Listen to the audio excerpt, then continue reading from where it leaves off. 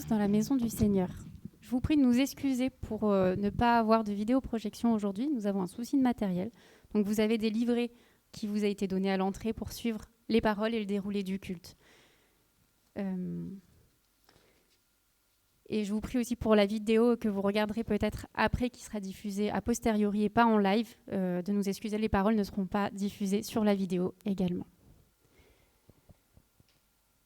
En effet, si nous ne voyons pas Dieu qui est présent avec nous tous les jours, il est là. Si on ne le voit pas physiquement, il est là. Et à plus forte raison, là, nous ne sommes que peu nombreux, 2 ou 3, et pourtant il est dit qu'il est avec nous, car là où 2 ou 3 sont réunis en son nom, il est là. Dieu est présent au milieu de nous. Souhaitons-nous mieux connaître Dieu encore ce matin ? Souhaitons-nous aller à sa rencontre ? Je vous invite à réfléchir à ce passage, ce court psaume, avant de chanter 2 chants. Le psaume 27, verset 4, où il dit « J'ai présenté à l'Éternel un seul souhait, mais qui me tient vraiment à cœur. Je voudrais habiter dans la maison de l'Éternel tous les jours de ma vie, afin d'admirer l'Éternel dans sa beauté et de chercher à le connaître dans sa demeure. » Amen. Je vous invite à vous lever et à prendre ces 2 chants qui sont sur vos livrets. Il dit « Je viens dans ta maison et ouvre les yeux de mon cœur. »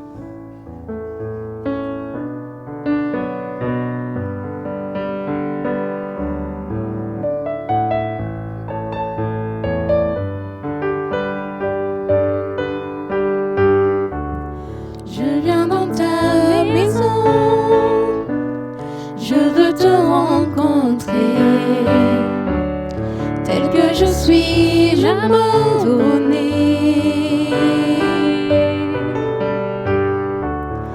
Alors que nous chantons, ton esprit me remplit. Mon âme est libérée. Je te vois, je t'entends près de moi. Tu es là, viens et souffle sur moi. Je ressens ta présence comme un feu, comme un vent. Jésus, je veux plus de toi. Jésus, je veux plus de toi. Jésus, je veux plus de toi.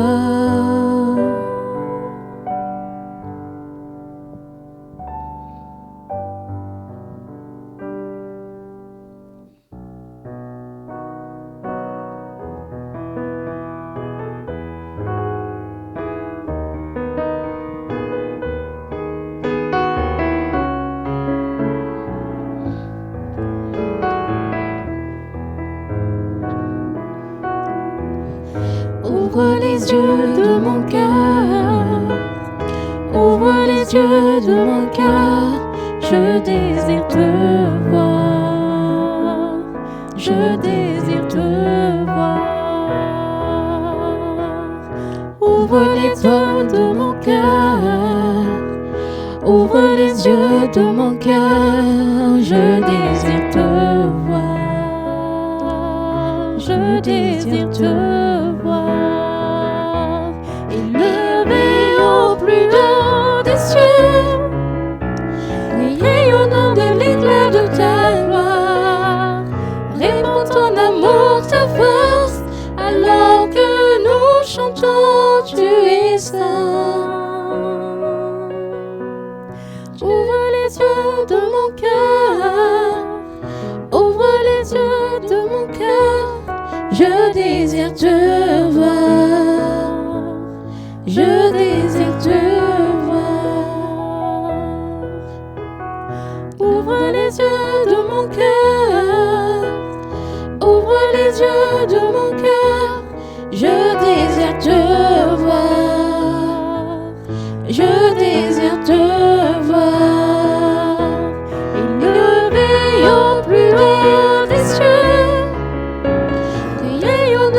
l'éclat de ta gloire. Répands ton amour, ta force, alors que nous chantons, tu es saint. Tu es saint, tu es saint. Tu es saint, tu es saint. Tu es saint, tu es saint. Je désire te voir.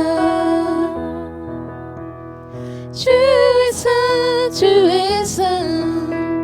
Tu es saint, tu es saint. Tu es saint, tu es saint. Je désire te voir.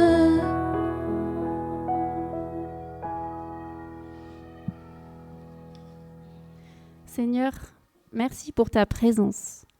Merci de nous accepter devant toi. Tu es ce Dieu qui veut se faire connaître avec amour et qui brille par sa sainteté. Merci Seigneur pour tout ce que tu es. Merci d'être présent à chaque instant, même lorsque nous ne ressentons pas ta présence et même parfois lorsque nous ne voulons plus te voir. Tu restes là, tu restes le même avec bienveillance, amour et grâce. Tu nous attends sans cesse. Amen. Je vous invite à continuer avec ce chant qui dit infiniment grand. Je vous invite à le prendre avec nous.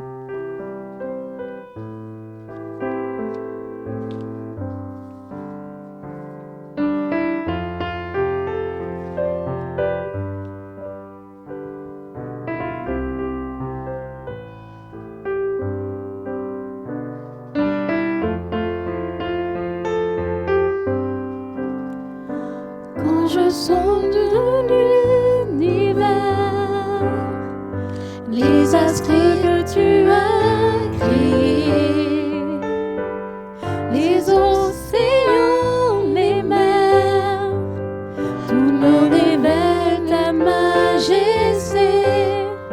Alors mon âme veut s'écrier, de tout mon cœur je veux chanter. Alors mon âme veut s'écrier, de tout mon cœur je veux chanter.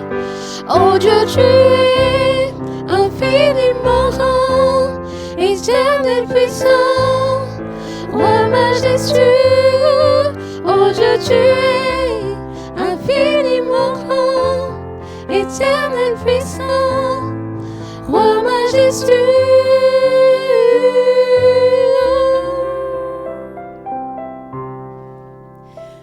Quand je songe que tu m'as fait, que tu t'es révélé à moi, que pour moi tu as tout créé, tout me révèle ta bonté.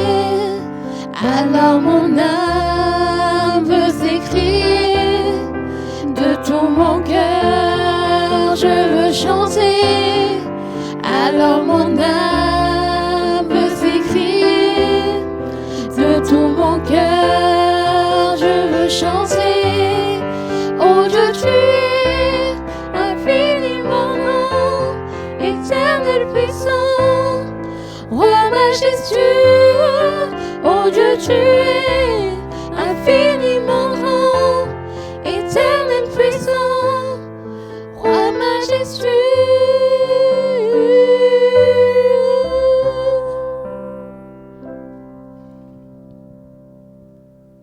Je vous invite à prendre place pour écouter la lecture du psaume 139, dont la première partie sera lue par Louisa.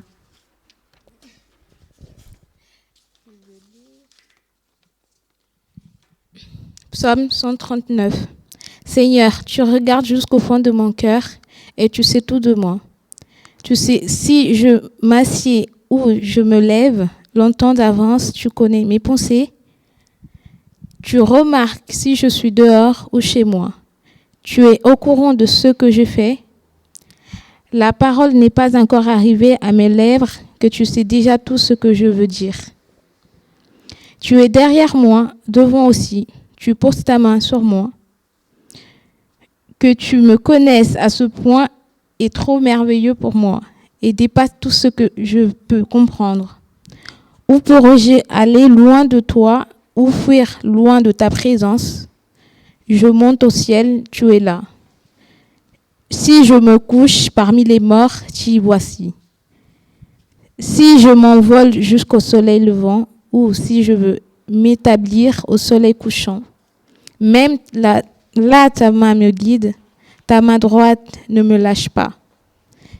Si je dis que l'obscurité m'engloutisse, qu'autour de moi le jour se fasse nuit.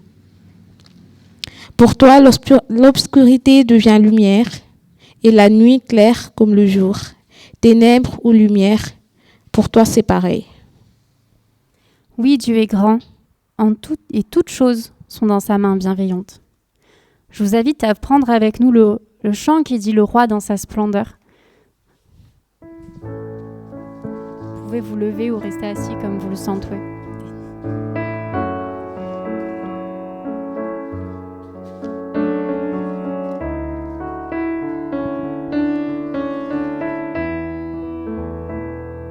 Le roi dans sa splendeur,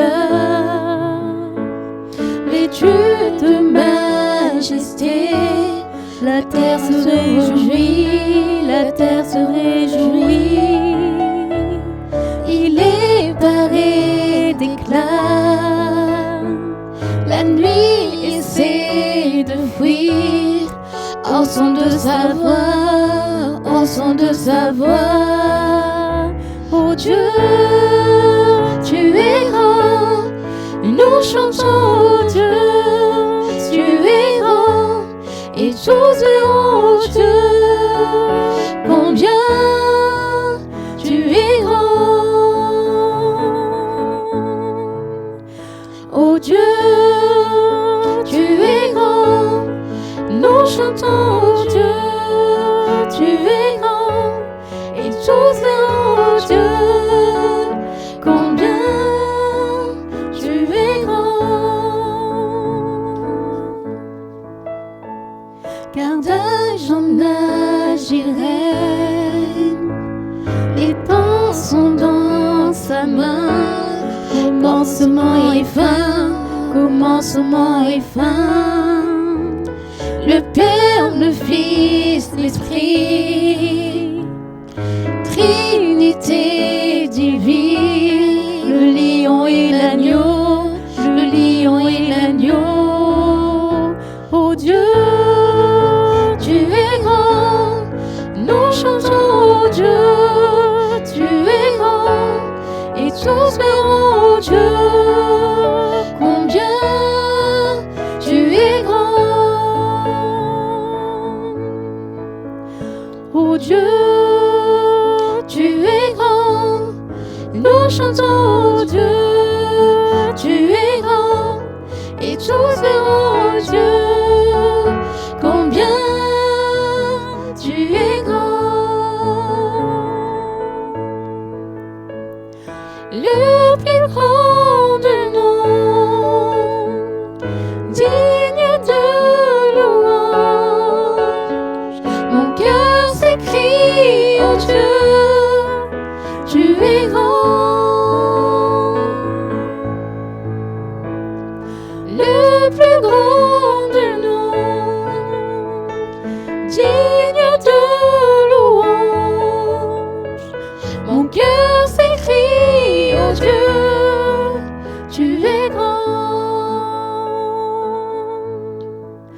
Oh Dieu, tu es grand, nous chantons, oh Dieu, tu es grand, et tous verront, oh Dieu, combien tu es grand.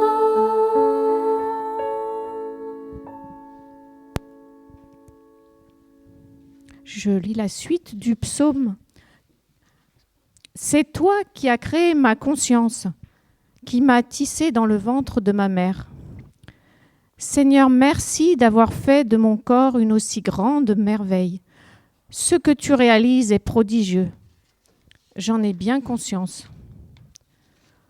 Mon corps n'avait pas de secret pour toi quand tu me façonnais en cachette et me tissais dans le ventre de ma mère. Quand j'y étais encore informe, tu me voyais. Dans ton livre, tu avais déjà noté toutes les journées que tu prévoyais pour moi, sans qu'aucune d'elles ait pourtant commencé. Qu'il m'est difficile de te saisir par la pensée, ô Dieu. Il y a tant de points à considérer. Comment pourrais-je les compter ? Il y en a plus que de grains de sable. Même si j'arrivais au bout de mon calcul, je n'aurais pas fini de te comprendre.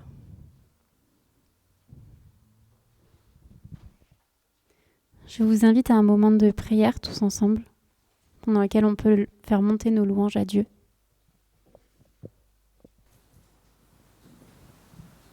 Seigneur, merci pour tout ce que tu fais dans nos vies, Seigneur. Car sans toi, nous sommes rien. Nous te demandons que tu puisses poser ta main actuellement, car on passe des moments très difficiles. Par la foi, nous savons que tu es toujours là. Amen.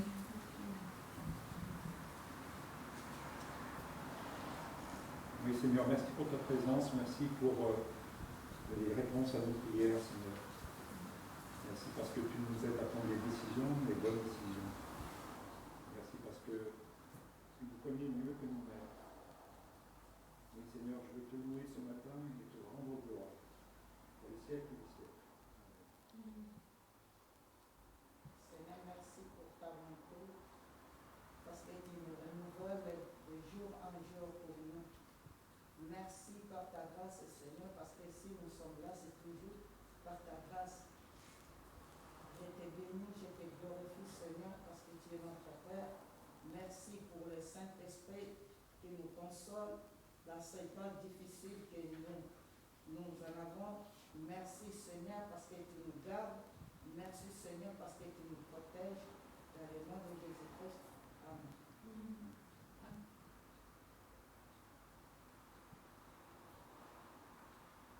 Merci Seigneur de veiller sur toute la famille de Daniel, sur Jean-Noël, sur Marion, sur Patrick et Daniel.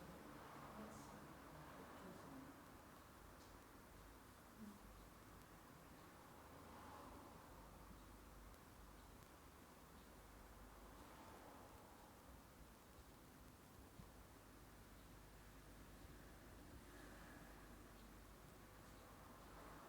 Merci Seigneur pour la liberté que tu nous donnes de pouvoir nous réunir autour de ta parole. Merci Seigneur pour tout ce que tu fais pour nous jour après jour. Nous voulons arriver vers toi Seigneur dans cette reconnaissance. Nous voulons te prier maintenant pour Pierre qui a porté vers toi message Seigneur. Garde-le, ton Saint-Esprit le conduise et donne-nous des cœurs ouverts à ta part.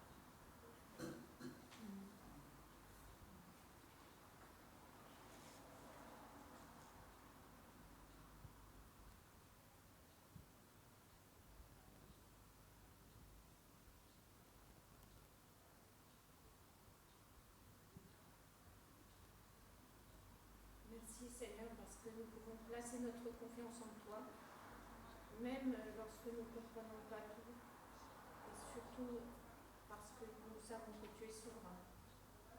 Merci parce que tu es là même lorsque nous n'arrivons pas à le sentir. Et nous te prions pour nos frères et sœurs qui sont malades et souffrants, que ta douceur les environne aussi.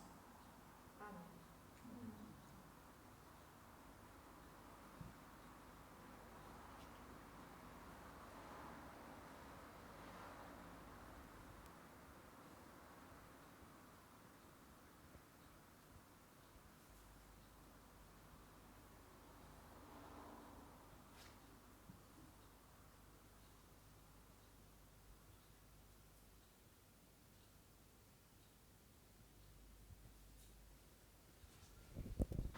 Amen. Je vous invite à arriver dans le moment des offrandes que Blandine va passer parmi vous avec le panier. Ayons ce verset au cœur qui nous dit que chacun donne selon ce qu'il a décidé en son cœur, car Dieu aime celui qui donne avec joie. Cette collecte sert notamment à faire vivre l'Église à l'intérieur des locaux et à l'extérieur. Donc voilà. Et je vous invite à prendre avec nous ce chant qui dit « Comment te dire merci ». Vous pouvez vous lever pour celui-là.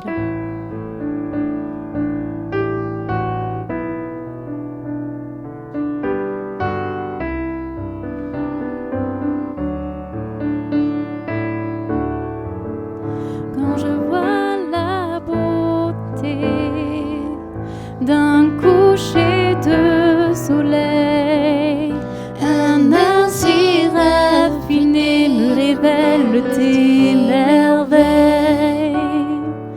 Quand je sens l'immensité du mystère des galaxies, mon cœur est bouleversé par l'amour du Dieu infini. Comment te dire merci? Comment ne pas t'abandonner, ma vie? Alléluia, Alléluia. Comment t'aimer, te louer, faire de ce jour que tu nous as donné. Alléluia, Alléluia, Alléluia.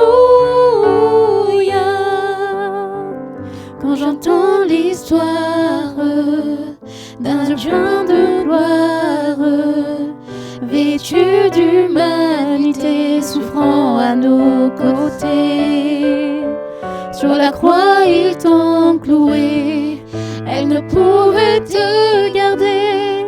Tu es ressuscité par ta vie, tu as tout changé.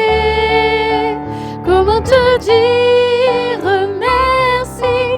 Comment ne pas t'abandonner, Marie? Alléluia, Alléluia. Comment t'aimer, te louer, faire de ce jour que tu nous as donné.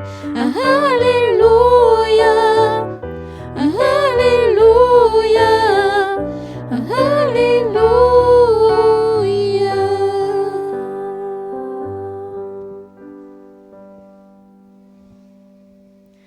J'invite maintenant notre frère Pierre pour la prédication, pour le message qu'il va apporter.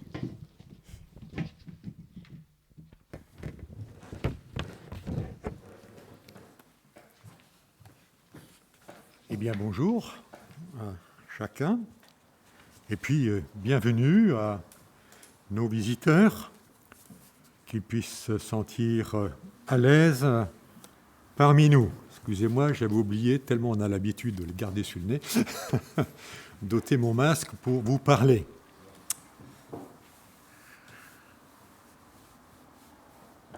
Deux dimanches de suite, j'ai choisi de parler d'Esther. Je vais faire un petit sondage. Bon, on n'est pas nombreux, alors peut-être que je n'aurai pas de réponse, mais qui a déjà entendu une prédication sur le livre d'Esther? Ah, 2, 3, 4. Formidable. Moi, je dois dire que je vais à l'église depuis l'âge de 15 jours. Aussi loin que remonte ma mémoire, je n'ai jamais entendu parler une prédication sur le livre d'Esther. À l'école du dimanche, oui, j'ai eu le droit à la belle histoire d'Esther, la belle petite orpheline qui est devenue reine et qui a sauvé son peuple. Mais je comprends qu'il y ait des difficultés à parler sur ce livre d'Esther. C'est le livre le plus lu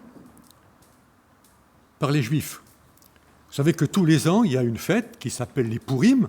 On n'en parlera pas cette semaine, mais la semaine prochaine.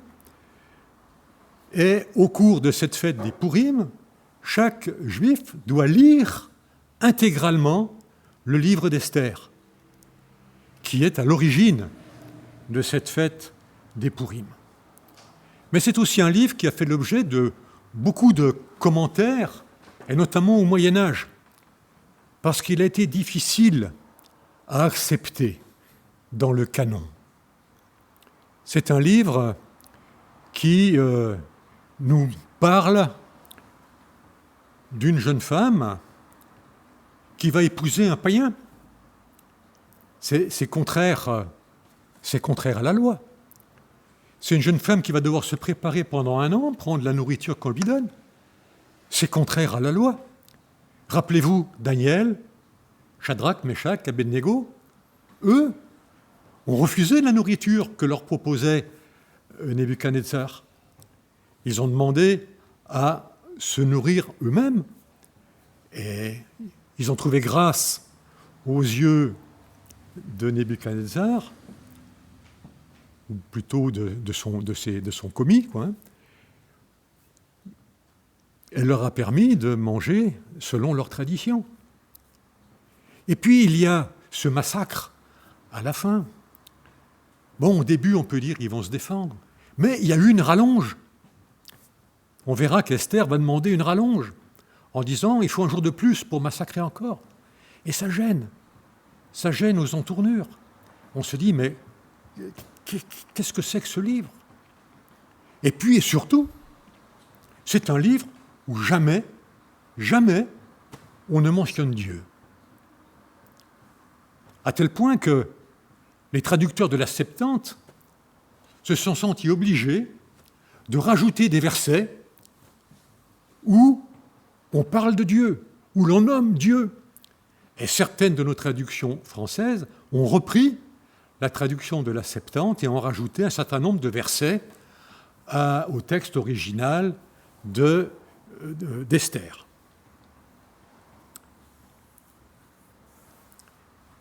Le 11 juillet, à l'occasion de mon dernier message, vous avez demandé, j'avais proposé, plus exactement, un devoir de vacances.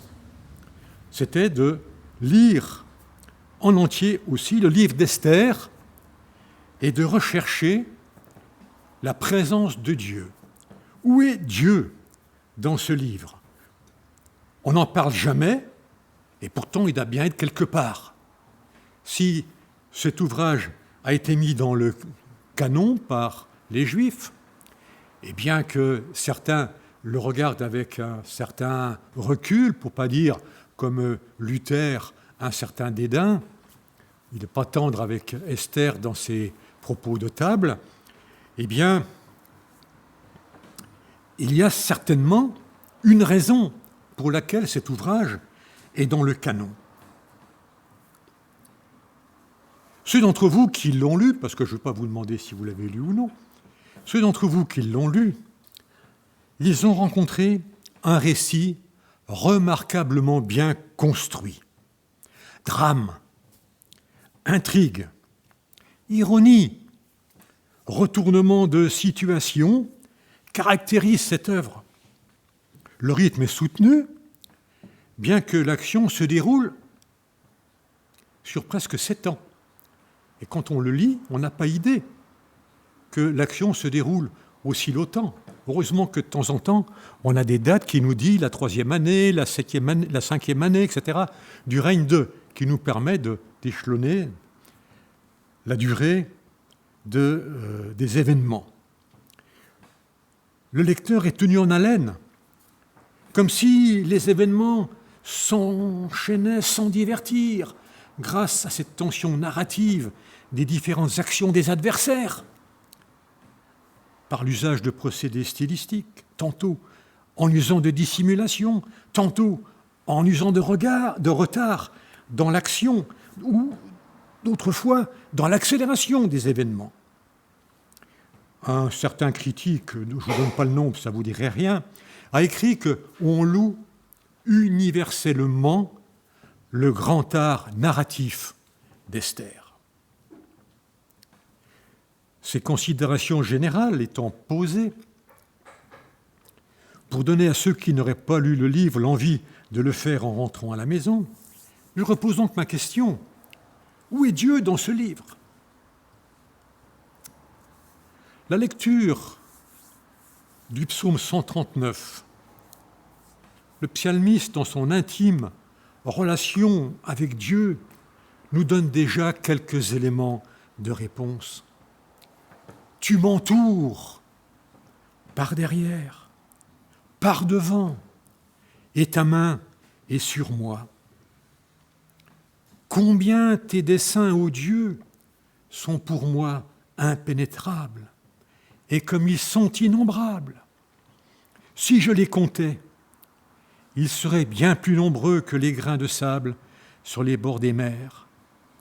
Voici, je m'éveille, je suis encore avec toi.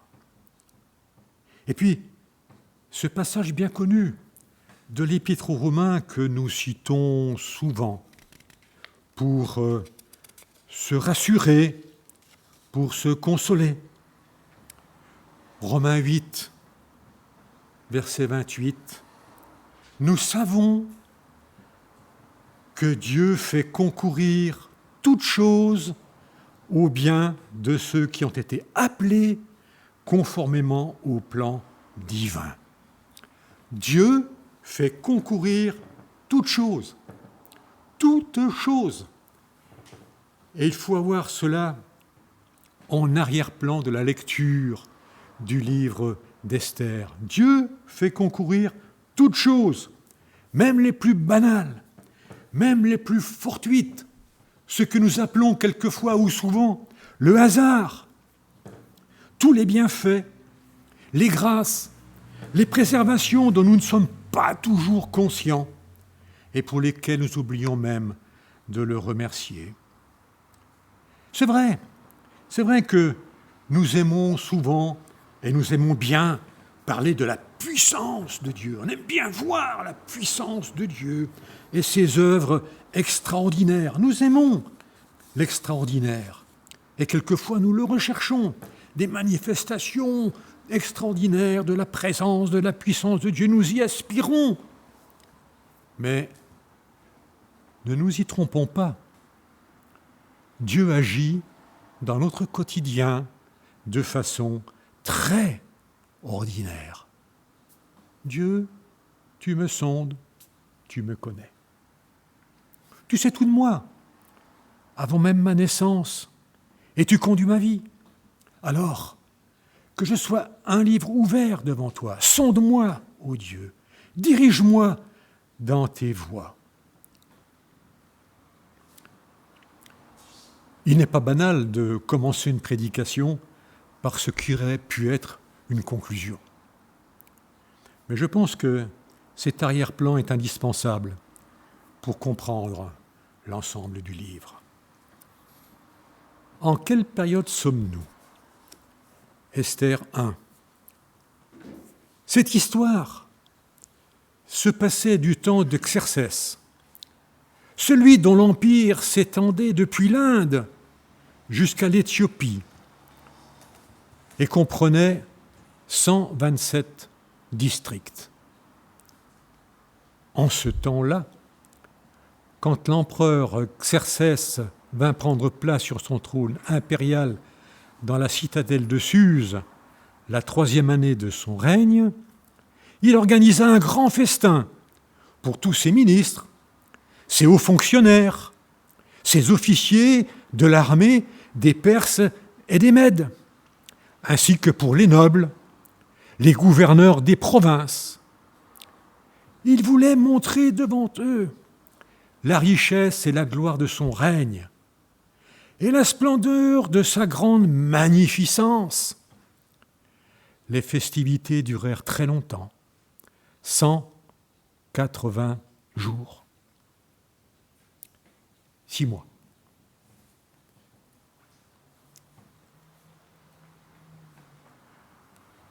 Dans ce livre, nous ne sommes pas en théocratie. C'est Xerxès qui règne avec splendeur, avec puissance. C'est la culture médo-perse qui est dominante. Israël et Juda avaient été déportés à des périodes différentes, mais se trouvaient là, en déportation. Mais depuis Cyrus, un mouvement s'est inversé. Et nombre d'Israélites, un petit nombre d'Israélites, est retourné au pays. Mais 50 ans après Cyrus, beaucoup ont encore choisi la diaspora.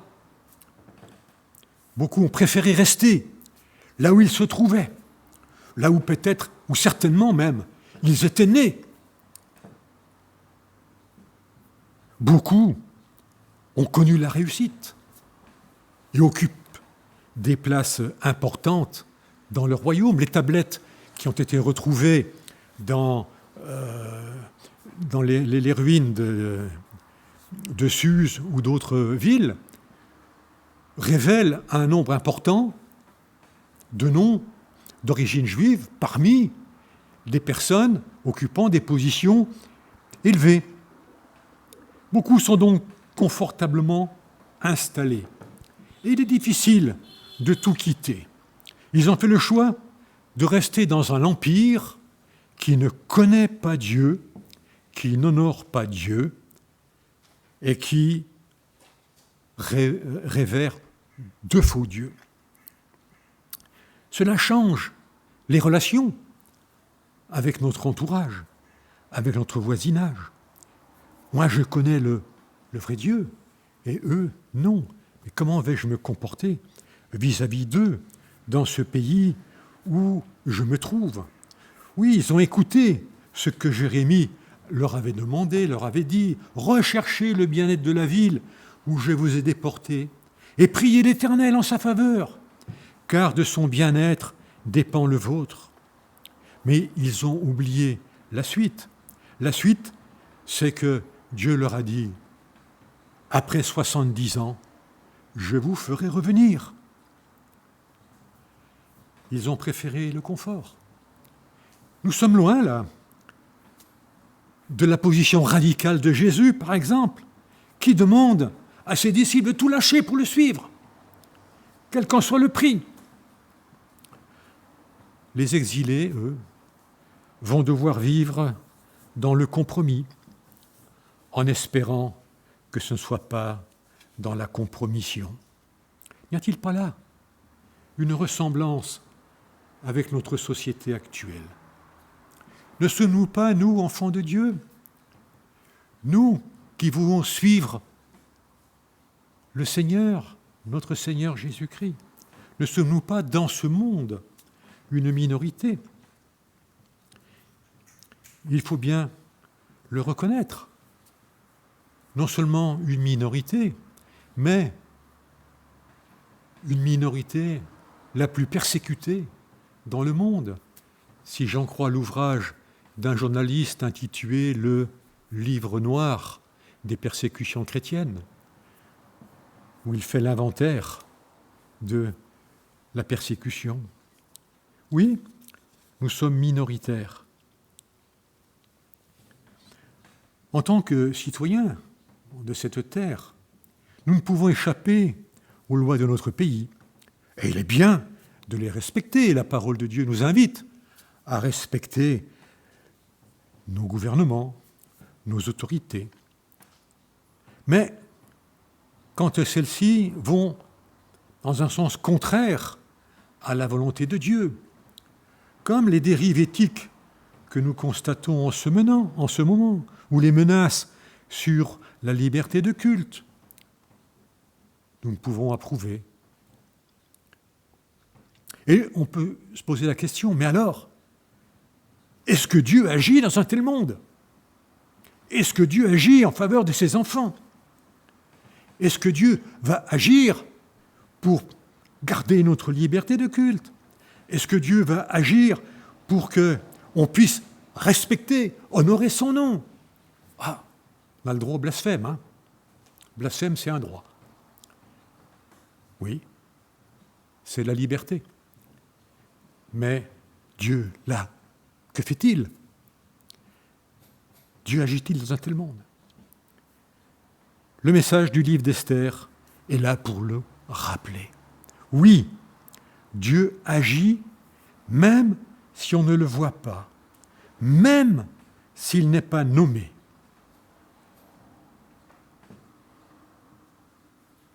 Répondons à l'appel de Jérémie. Prions l'Éternel en faveur de notre pays, car notre bien-être en dépend. Le faisons-nous Le faisons-nous régulièrement? Le faisons-nous avec insistance? On aime ou on n'aime pas nos autorités, on aime ou on n'aime pas le régime dans lequel nous vivons. Mais ce que Dieu nous demande, eh bien, c'est de prier en faveur de notre pays. Revenons maintenant à ce gigantesque empire. Il fut fondé par Cyrus, puis Darius, son fils l'a développé, et Xerxès également. C'est un empire. Dommage, je voulais vous projeter une carte, mais voilà, on n'a pas de vidéoprojection, mais imaginez qu'il englobe tout le Moyen-Orient, depuis la Turquie actuelle jusqu'au Pakistan, et puis au sud, jusqu'à l'Égypte et le Soudan. Immense. Pour donner la dimension, l'auteur du livre d'Esther nous dit 127 districts. Bon, les districts étaient beaucoup plus nombreux que les satrapies, mais qui étaient qu'au nombre de 20. Mais ça nous donne aussi une idée de l'étendue de cet empire. Et pour Darius et pour Xerxès, il n'était sans doute pas assez grand pour eux, puisqu'ils ont tenté d'y assujettir la Grèce. Suse, le lieu de notre action, était une des capitales de cet empire. Et le récit débute, nous est-il dit, la 3e année du règne de Xerxès. Alors, j'emploie le mot Xerxès, le nom Xerxès, mais je vois qu'il y a des Bibles ouvertes, et certains ont peut-être un autre nom, le nom de Assuérus. Alors, petite explication linguistique, je vais faire savant, je vous le dis tout de suite, mais je l'ai pêché ailleurs, que dans mon propre fond. En perse, le nom se dit, je vais essayer de le prononcer, Xayarcha. Sa transcription en hébreu, cela donne Axashverosh. Et la transcription de l'hébreu en latin nous donne Assuérus. Mais en grec, c'est différent. En grec, le nom perse, il est Cassia, ce qui a donné le nom de Xerxès. Donc, que ce soit Assuérus, que ce soit Xerxès, nous parlons bien du même homme. Les 2 premières années de son règne, selon l'historien Hérodote, j'ai beaucoup puisé aussi chez lui de renseignements, Xerxès les a passées à mater la révolte des Égyptiens et des tentatives de rébellion à Babylone. Après cela, une fois qu'il a apaisé son royaume, son souci fut la Grèce. Il voulait venger la défaite de son père Darius à Marathon. Tout le monde connaît Marathon, ne serait-ce que pour la course. Marathon, où Darius a été défait. Pour cela, Xerxès devait mobiliser une très grande armée. Hérodote parle de plus de 5 millions d'hommes. La réalité devait être bien inférieure, peut-être autour de 700-750 000 hommes. C'est la raison du banquet de notre chapitre 1er, prélude d'ailleurs à d'autres banquets.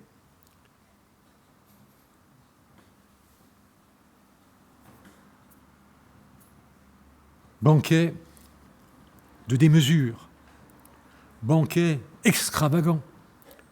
6 mois, plus une semaine réservée à la seule ville de Suse, où leur roi devait montrer sa richesse, devait montrer sa puissance.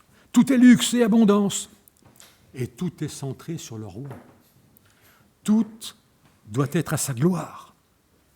Il ne règne que depuis 2 ans, mais il veut que rien ne soit plus grand que Xerxès. Il y a d'ailleurs beaucoup d'ironie dans cette description qui a été écrite après la campagne désastreuse en Grèce. Xerxès a été arrêté aux Thermopyles. Sa flotte a été entièrement détruite à Salamine et son armée défaite à Platée. Xerxès vaincu se retire dans ses capitales et ne mena plus de campagne. Mais dans son royaume, il fut extrêmement cruel et sanguinaire.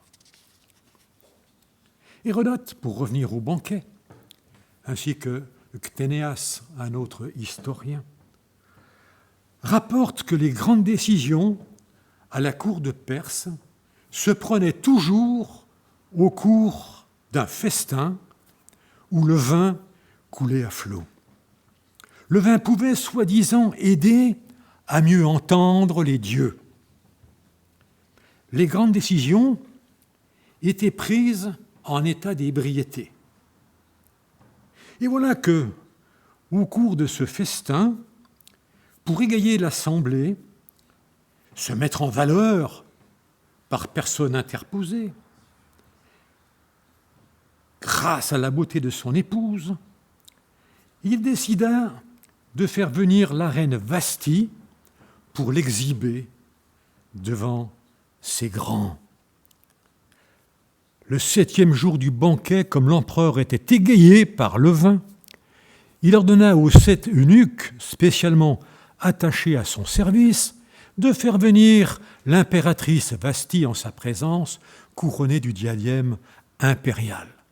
Il voulait montrer aux hommes, à tout le peuple assemblé et aux ministres combien elle était belle, car elle était effectivement d'une beauté remarquable.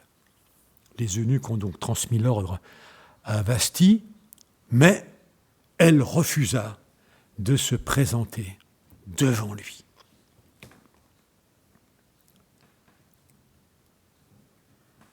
C'était, selon Hérodote, une pratique courante de faire venir la reine ou une concubine pour danser nue devant la cour. Et là, scandale. La reine refuse de venir. Il n'est pas donné de motif à son refus, mais on peut comprendre qu'elle n'a pas envie de se montrer et de danser devant une si mauvaise compagnie avinée. Alors là, l'orgueil de Xerxès, son orgueil de demi-dieu et de mâle est bafoué. Rien ne brise plus notre orgueil masculin que le refus d'une femme. Il faut donc réagir, et réagir vite. Remarquez là aussi encore l'humour de la situation. Il a maté l'Égypte et Babylone. Il veut lever une armée pour écraser la Grèce, mais il ne sait pas comment faire pour se faire obéir de son épouse. Il est désemparé. Alors il se tourne vers les sages. L'empereur leur demanda comment la loi requérait que l'on traite l'impératrice Vasthi pour n'avoir pas obéi à l'ordre de l'empereur Xerxès que les eunuques lui avaient transmis. Et alors là, c'est magnifique. C'est magnifique. Il y a une coalition de mâles offusqués, soucieux de leur prestige auprès de leurs propres épouses, qui veulent à tout prix mater cette révolte féministe. C'est du féminisme avant l'heure.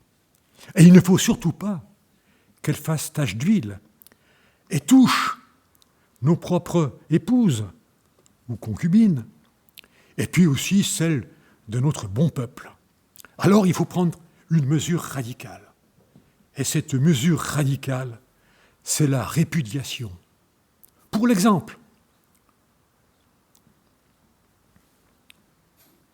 il ne fait pas bon de résister à un tyran. Il y a toujours un prix à payer. Mais Mais souvenons-nous que, aussi puissants que peuvent être les puissants, ils ne sont que des hommes, donc faibles par nature. Pour nous, Dieu règne au-dessus des rois, et toujours, quelles que soient les circonstances, il est le maître de l'histoire des hommes. Entre le chapitre 1 et le chapitre 2, il s'écoule 4 ans. C'est le temps de la campagne en Grèce, d'où revient Xerxès défait. Durant ce laps de temps, il n'a pas eu le temps de s'occuper de trouver une nouvelle reine. Mais après les différentes déculottées qu'il a reçues, le roi est marqué par son échec. Il est maussade, taciturne. Pour les courtisans, la mauvaise humeur du tyran est toujours dangereuse. Il faut vite trouver un dérivatif. Et la nouvelle équipe qu'il a maintenant autour de lui, on ne sait pas trop ce qu'est devenue l'ancienne.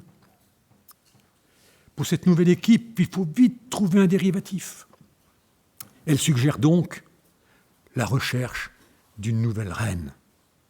Il fallait remplacer Vasthi.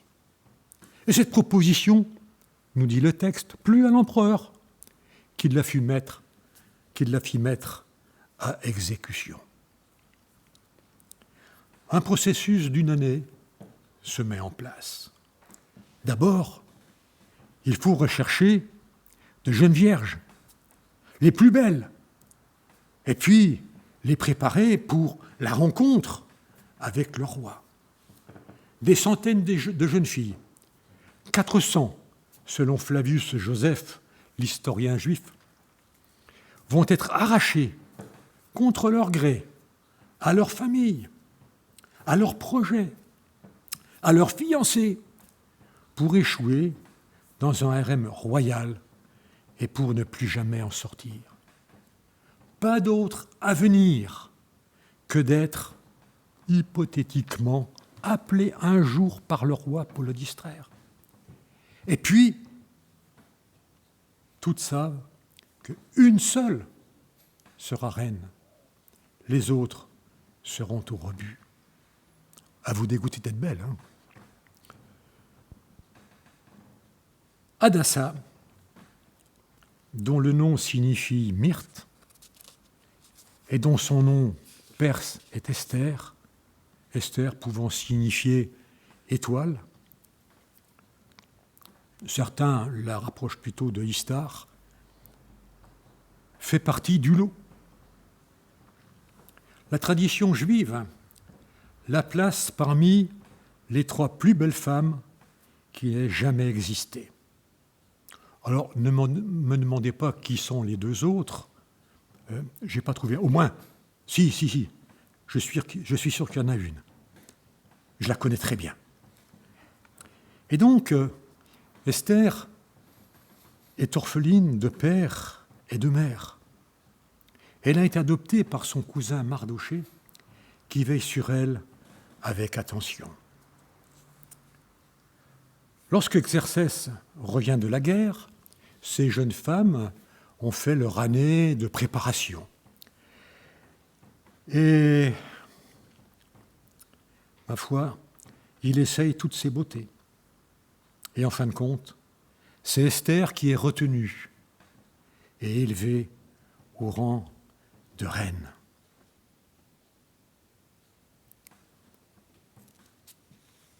J'ai parlé de Mardoché, et nous connaissons bien qui il est. Il est fils de Haïr, descendant de Chiméi et de Kish, de la tribu de Benjamin. Kish nous rappelle quelqu'un, nous rappelle le père du roi Saül. Il est aussi originaire de la tribu de Benjamin. Ce point est important, parce que nous verrons dimanche prochain que l'antagonisme qu'il y a entre Mardochée et Haman, le nouveau favori du roi, remonte à très loin dans le temps. Il remonte au temps où Saül était roi et où Samuel était le prophète. Et Samuel dirigeait, essayait de donner des directives à Saül venant de la part de Dieu. Il a écouté quelquefois, mais cette fois-là, lorsque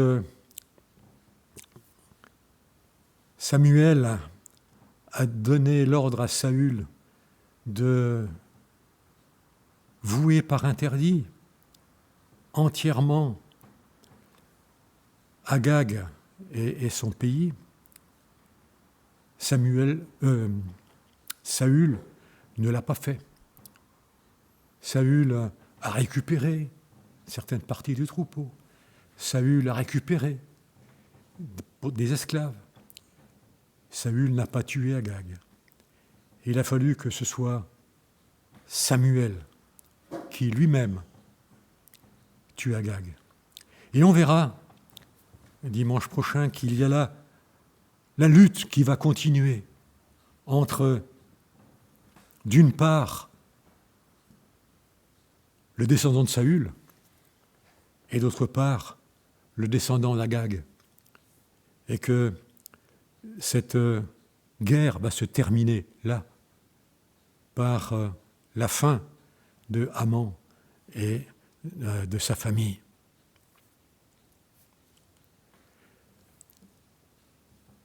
Restons-en là pour la partie historique,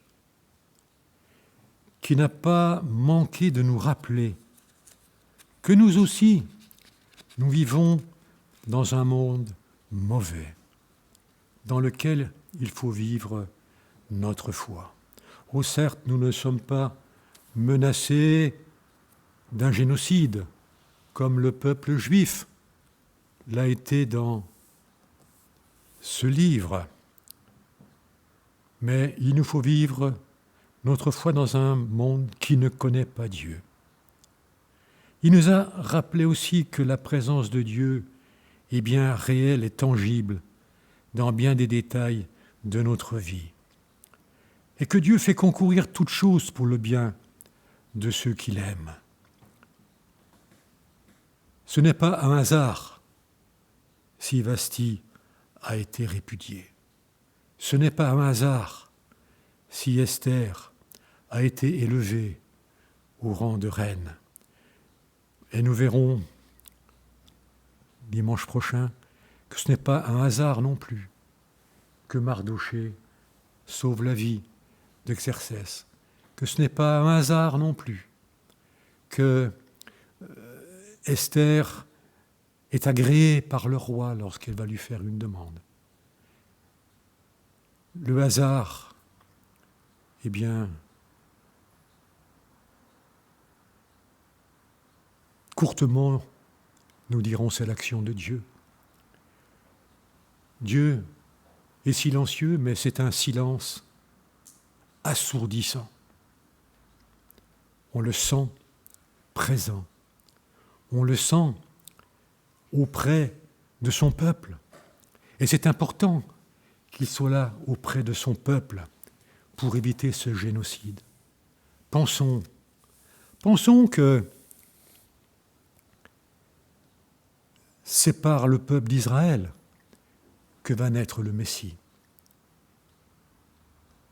Un peuple anéanti, le Messie ne serait pas sorti de David, ne serait pas sorti d'Israël. Et Jésus nous le rappelle. Rappelez-vous, le salut vient d'Israël. Et donc il était important que Dieu intervienne, même si on ne le voit pas. Dieu fait concourir toutes choses pour le bien de ceux qu'il aime. Je vous propose un temps de pause musicale.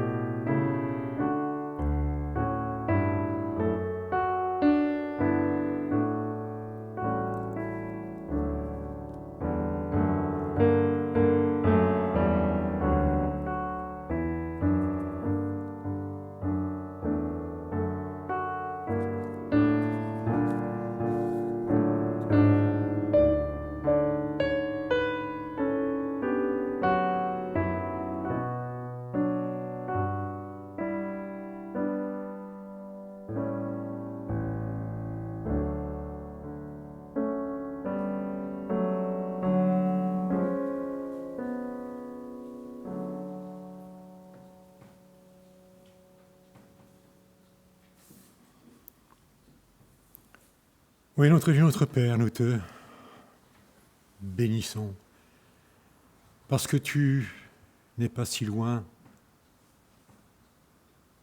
de nous que ce que nous pouvons le penser quelquefois. Tu es là, présent dans nos vies par ton esprit. Même si nous ne voyons pas toujours, effectivement, ta main, ta présence, nous savons que tu veilles. Nous savons que tu es là. Nous savons que tu es notre Dieu et que notre Dieu prend soin de ses enfants, que notre Dieu veille sur eux, quelles que soient les circonstances. Nous te remercions parce que nous pouvons avoir la paix, nous pouvons avoir la joie, sachant que tu es là dans nos vies. Père Céleste, nous voulons nous recommander entre tes mains pour cette journée, pour cette semaine qui est devant nous. Nous savons que tu seras présent, que tu nous accompagneras et que tu feras concourir toutes choses au bien de ceux qui t'aiment. Amen.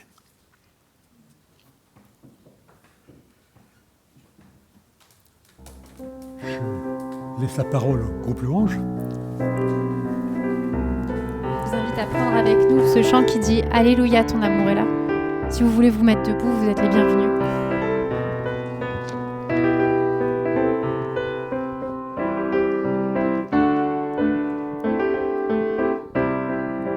Ton amour est étonnant, fidèle et sans changement. Ton amour est un roc solide sous mes pieds. Ton amour mystérieux me protège en tout lieu, me remplit de douceur et me fait chanter. Alléluia, Alléluia, Alléluia. Ton amour est là. Alléluia, Alléluia, Alléluia. Ton amour est là. Ton amour me surprend, je me sens envahi par la joie qui grandit tout au fond de moi. Et quand tu m'apparais, ta bonté transparaît, je sens monter en moi un chant pour mon roi. Alléluia, Alléluia, Alléluia. Ton amour est là. Alléluia, Alléluia, Alléluia. Ton amour est là.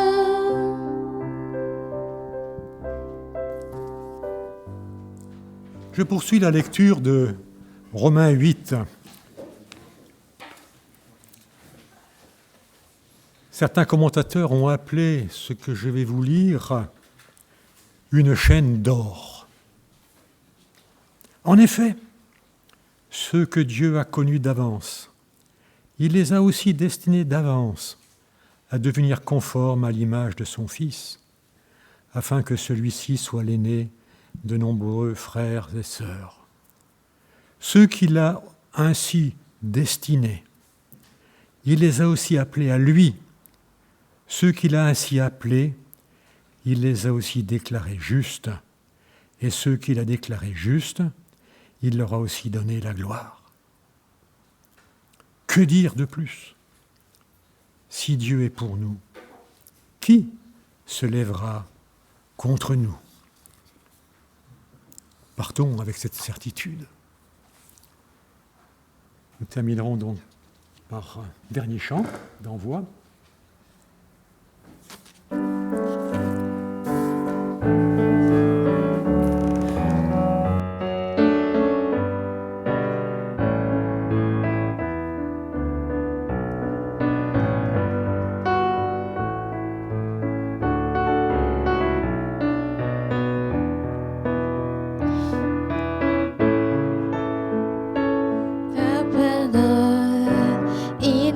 vérité et les lumières sur mon sentier.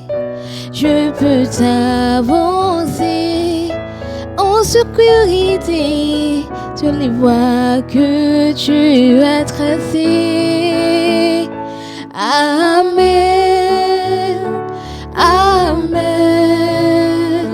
Ce que ta bouche a dit, oui, ta main l'accomplit. Amen, Amen. Loué soit l'Éternel. Ta parole est une arme puissante, une épée à double tranchant.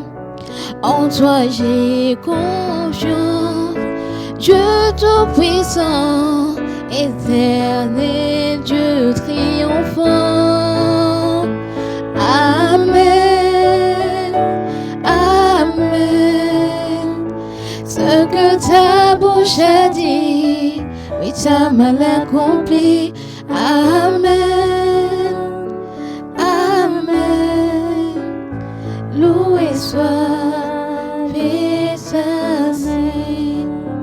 Car dès qu'il a parlé, tout a existé. Il a ordonné, tout a été fait. Parle, Éternel, parle encore aujourd'hui. Ta parole nous donne la vie. Car c'est qu'il a parlé, tout ce qui a existé. Il a ordonné, tout a été fait. Oui, parle, Éternel, parle encore aujourd'hui. Ta parole nous donne la vie. Amen, Amen. Ce que ta bouche a dit, ta main l'accomplit. Amen, Amen.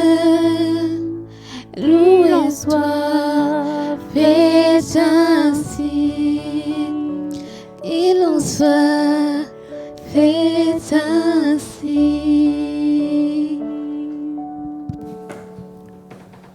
Bonne semaine à tous, à chacun. Que Dieu soit avec nous. Je vous invite pour la sortie, du coup on est peu nombreux, on a de la chance, à la première rangée, donc Nadine et Michel à sortir par la porte de derrière, ensuite les deux jeunes hommes de devant que je ne connais pas, après la deuxième rangée avec Blandine et Mode Monsieur, par la suite, voilà.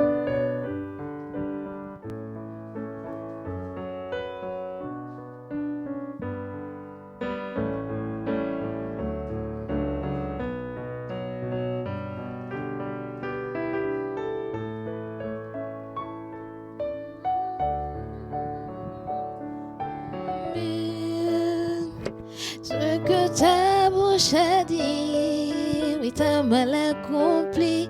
Amen, Amen. L'eau fait